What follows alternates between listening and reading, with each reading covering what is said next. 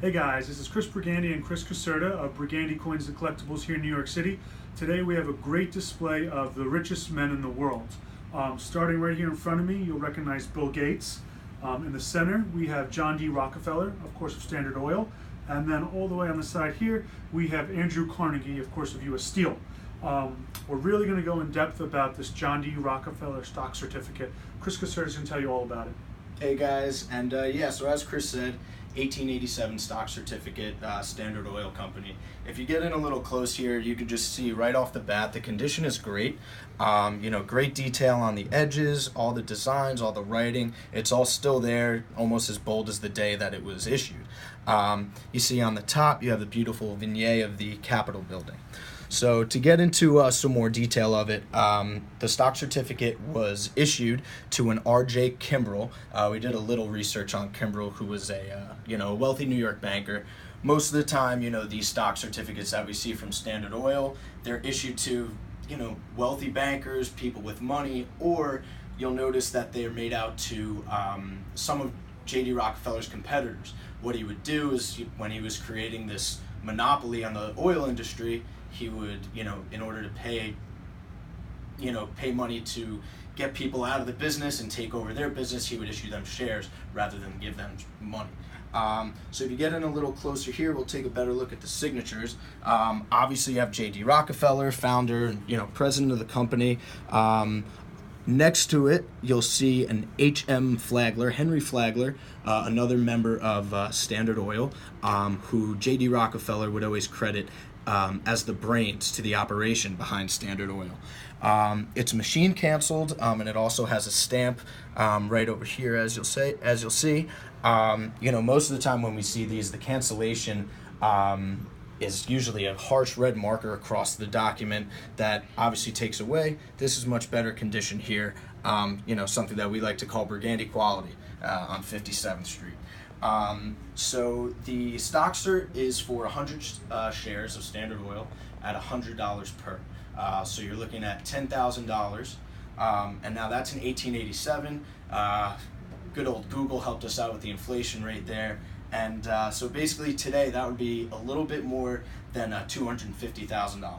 So obviously 1887, $10,000 went a long way. Not a lot of people had that type of money, but obviously Mr. R.J. Kimbrell, he did have that type of money. So that's what I got in terms of the document itself. As Chris said too, we have 3 displays here, not to take away from these other guys, Carnegie, Bill Gates.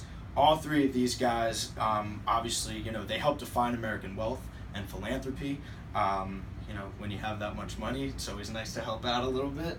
So that's what we're looking at with this. Great piece. And if Chris has any more info for you guys. No, I just want to talk a little about J.D. Rockefeller himself. There's so many documentaries. You could read about him online all day. Basically, in short, he's known for, or was known for, his ruthless business practices. So he would take on competitors. Basically, it started this way. In 1870, he owned 10% of the oil industry, and by 1892, it was 90% that he owned. And to get everybody out of the industry, what he would do is he would offer to buy their company, and if anybody resisted, basically he would go out of his way to destroy their company. And it wasn't just through oil, he would buy railroads, he would buy pipelines, he would basically squeeze anybody who held out. He would squeeze their business until eventually they poured it over to him. Now you could say great American businessman, capitalist. A lot of people actually argue, his legacy. Controversial none the least. However, once the 1900s hit, he was the first major philanthropist in American history. And he would donate crazy amounts of money to public health, to public education, buying buildings, donating them to the public. The Rockefeller name, obviously, especially in New York, is enormous. And he's created a long-lasting legacy, love him or hate him. Andrew Carnegie, he was one of his major competitors as well back then. And then today we have Bill Gates, a totally different area, obviously. And just to kind of give you an idea of how wealthy John D. Rockefeller was, Bill Gates is one of the richest men in the world, and he has they say about $75 billion. Jeff Bezos has a little more, about 80 billion, and Warren Buffett is basically in the same area. If you were to calculate J.D. Rockefeller's wealth by today's standards with inflation and all that, it's about 250 billion. So he's like 3-4 times as rich as Jeff Bezos, Bill Gates, and Warren Buffett, just to give you an idea how big it was. That's basically all I have to say about Rockefeller and these other great pieces. We just sold this actually. It's on its way out the door, so we just wanted to give you a little video, show it off before it leaves, because it might be a little while before we own another one. We're always on the look for stuff like this. And of course, Andrew Carnegie and any guys like these, we love to collect here. You have anything else to add?